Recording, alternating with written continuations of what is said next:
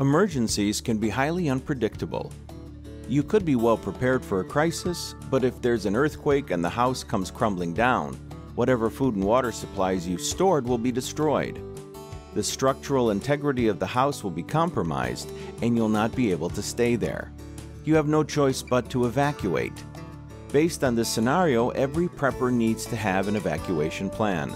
This article will give you a few points to bear in mind when formulating your plan. Proximity. During a catastrophe, roads may be impassable. The area could be flooded. Your car may be damaged, etc.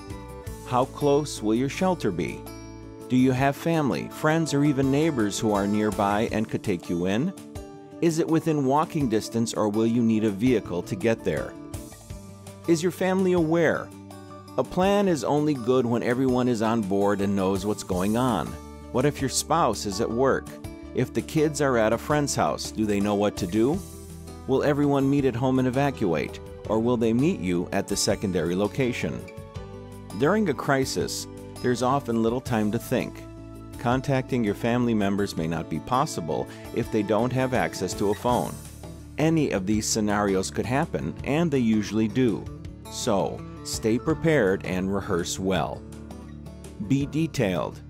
Ensure that all family members from the children to the adults have a laminated card with a list of all the family members and their contact information. If anyone is alone and injured, first responders will know how to reach the next of kin. If there's panic and everyone is scrambling for their lives, as would happen in a tsunami, you may lose sight of a family member or two when the situation is chaotic. With these details, there's a much higher chance of finding them sooner and getting to a safe place as a family as soon as possible. Communication. During a crisis, there must be a plan of communication. If everyone is calling the same person for information, calls may not go through or be delayed. One way to do it, if you have children, will be for one or two children to call the mother while another child calls the father. If calls don't work, ask them to try texting. It will be good to have codes that everyone remembers so that you do not have to send long texts to get your message across. Kits. It goes without saying that every family member needs a bug-out bag or a grab bag that they can grab and go in an emergency. The grab bag will contain supplies such as food, water, and other items that will help you get through the next 72 hours without much hassle. Pets.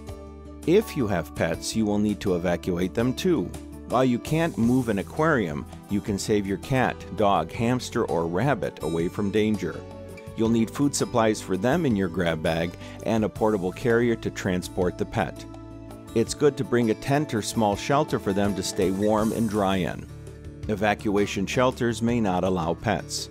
If you must leave them outside, they'll be sheltered and you can still check on them at regular intervals.